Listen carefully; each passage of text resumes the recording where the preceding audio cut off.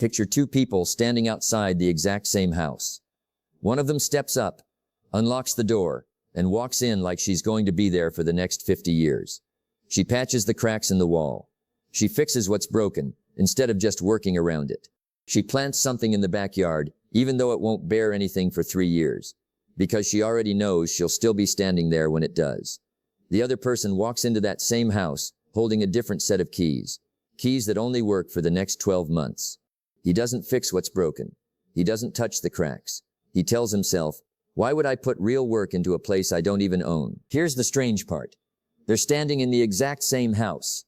Same walls, same rooms, same foundation. The only real difference between them is how they think about the place. One of them is an owner. One of them is a renter. I'm telling you that story because most people are doing the exact same thing with something far more valuable than a house. They're doing it with their own potential. There's an idea that Rohn spent a good part of his life teaching, and it goes something like this. There lies within each person a huge reservoir of untapped potential for achievement, for success, for happiness, for health, and for greater prosperity. He described it as an ocean that's never been sailed, a continent that's never been explored, a world of possibilities just waiting to be released. Sit with that for a second. A reservoir, not a puddle, not a little emergency fund you dip into once in a while. A reservoir, mostly untouched, sitting inside almost every person watching this right now. So here's the real problem. It's not that most people lack potential. It's that most people are renting it instead of owning it. Over the next few minutes, I want to show you exactly what renting your own potential looks like. Because it's sneakier than you think. It doesn't look like laziness, and it doesn't look like giving up. And then, near the end, I want to show you the exact shift that Rohn made at 25 years old. The one that turned him from a renter into an owner almost overnight. Stay with me, because by the time we're done, you're going to look at your own daily habits completely differently. Let's start with the first way people rent their potential. They only ever commit to their own growth 1 month at a time. A renter never signs anything long-term, because deep down they don't expect to stay. So they read a book for a week and quit. They try a new habit for 4 days and quit. They get excited about becoming a better version of themselves for exactly as long as it feels good. And the second it gets boring or uncomfortable, they walk away. Because renters don't renovate anything they're not planning to keep. An owner thinks differently.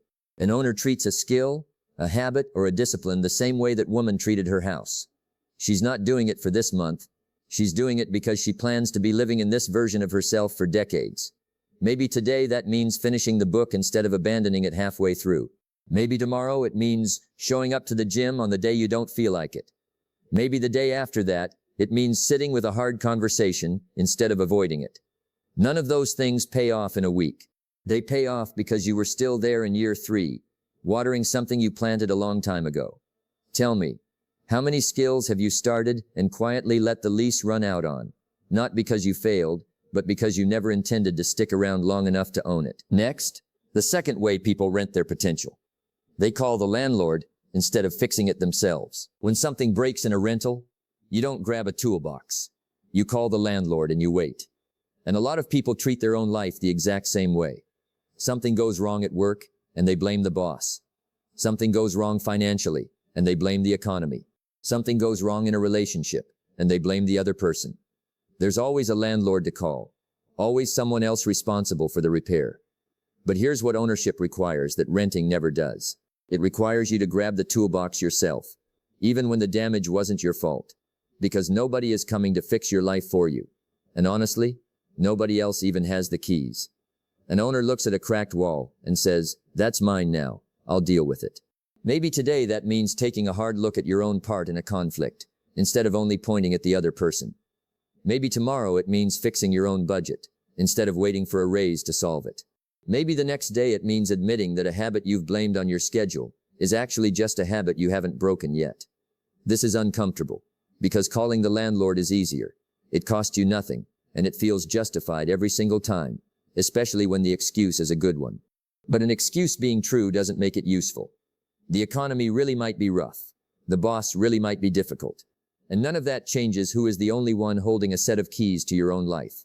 Tell me, how much of your life right now are you waiting on someone else to repair? Next, the third way people rent their potential. They keep making payments, but they never build any equity. This one is subtle, because it looks like effort from the outside. A renter can work hard every single month and still own nothing at the end of the year, because effort without direction doesn't accumulate, it just gets spent.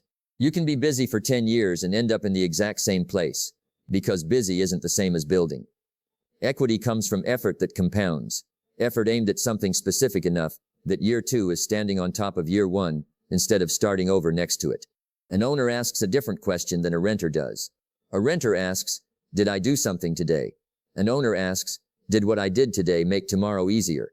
Maybe today that looks like learning one specific skill deeply instead of skimming 10 different ones. Maybe tomorrow it looks like keeping a record of what you're learning, so it actually stacks instead of evaporating.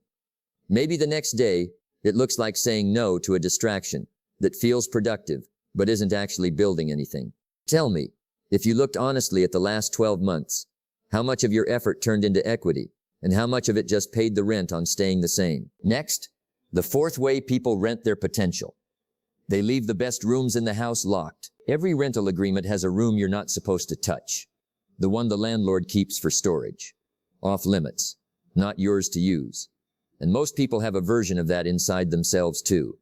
There's a skill they suspect they could be great at and never try. There's an idea they've had for years and never acted on. There's a version of themselves that shows up in daydreams and nowhere else. Because trying it for real means risking the discomfort of being bad at something new. And it's easier to just keep that door locked and tell yourself it was never really your room anyway. An owner does the opposite. An owner walks straight into the locked room because it's theirs.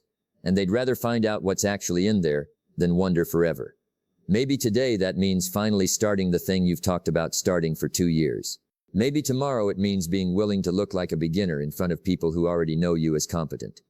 Maybe the next day it means asking the question you've been too proud to ask because you didn't want to sound like you didn't already know the answer.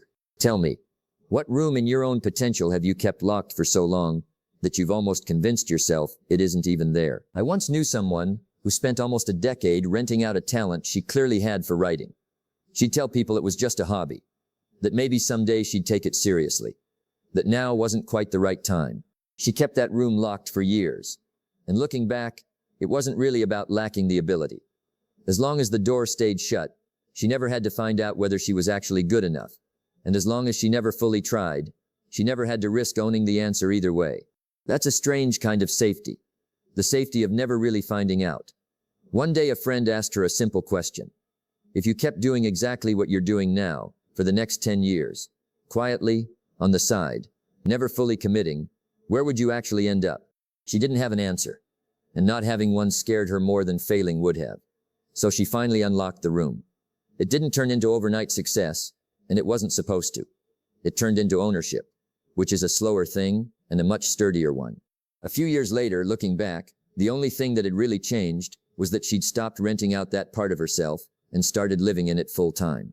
Tell me, is there a room like that in your own life? One you've kept locked for so long that you've stopped even noticing the door is there. Next, the 5th way people rent their potential. They let somebody else set the terms of the lease. A renter doesn't decide the rules. The landlord does. The rent, the move-out date, the conditions, all of it gets decided somewhere else. And a lot of people let other people set the terms for their own life the same way. They chase the job title someone else said mattered. They measure their progress against a timeline somebody else built for a completely different life.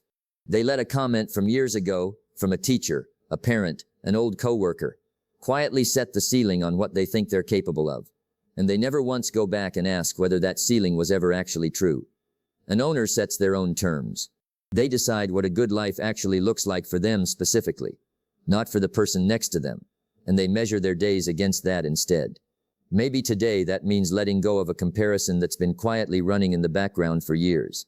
Maybe tomorrow it means defining, on paper, what success actually means to you, instead of borrowing somebody else's definition.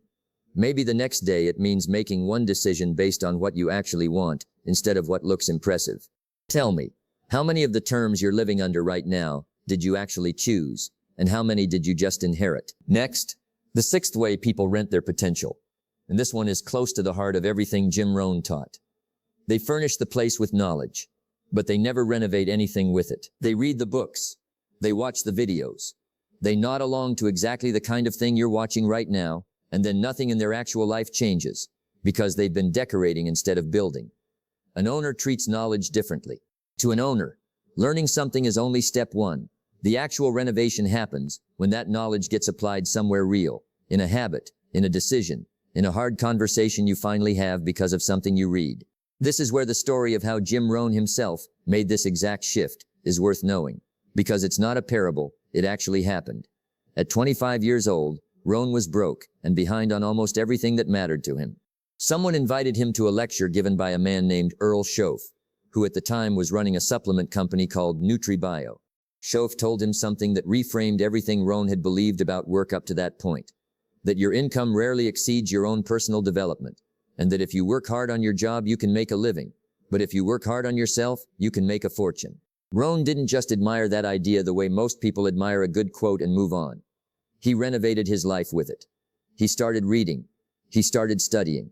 He treated his own development the way an owner treats a house they intend to keep. And within roughly 6 years, by around age 31, he had gone from broke to a millionaire. Same wind, same economy, same circumstances everyone else was dealing with at the time. The difference was that he stopped decorating with knowledge and started renovating with it.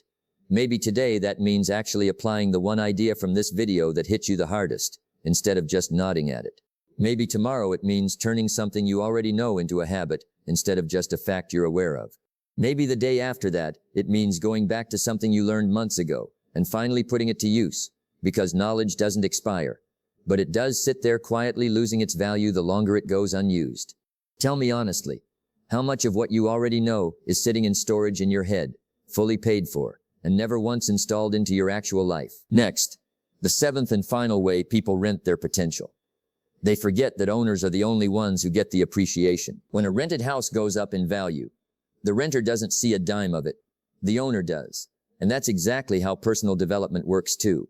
Every book you actually apply, every hard habit you actually keep, every skill you actually build all the way through, that's equity building in something that's yours to keep forever.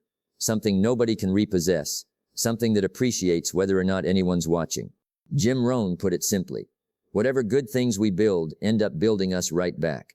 That's the whole difference between renting and owning laid out in one line. A renter improves a place that was never theirs to keep. An owner improves something that keeps compounding in value for the rest of their life. So think about the 7 things we just walked through. The month-to-month commitment instead of the long haul. Calling the landlord instead of picking up the toolbox. Making payments that never turn into equity. Keeping the best rooms locked. Letting someone else set the terms of the lease. Furnishing with knowledge you never actually renovate with. And forgetting that ownership is the only way any of it appreciates. Here's what I want you to walk away with. You already have the reservoir. Jim Rohn was right about that part. It's sitting in you right now, mostly untouched, whether you're 22 or 52. The only real question left is whether you're going to keep renting it out 1 month at a time, or whether you're finally going to grab the keys, walk in, and start treating it like it's yours, because it already is. So tell me, what's one room in your own potential you've been renting out instead of owning? And what would it look like if, starting today, you stopped paying rent on your own life and started building equity in it instead? That's the whole shift. Not a bigger effort. Not a dramatic reinvention overnight. Just a decision, made today, to stop living like a tenant in your own potential and start living like the owner you already are. Nobody is going to hand you the deed. There's no ceremony, no moment where someone officially tells you that you're finally allowed to own this. Jim Rohn didn't get handed anything either. He got handed one idea, at 25 years old, broke and behind on everything that mattered, and the only thing that changed his life was what he decided to do with it afterward. You've just been handed the same kind of idea. What you do with it in the next 24 hours is the only part of this that actually matters.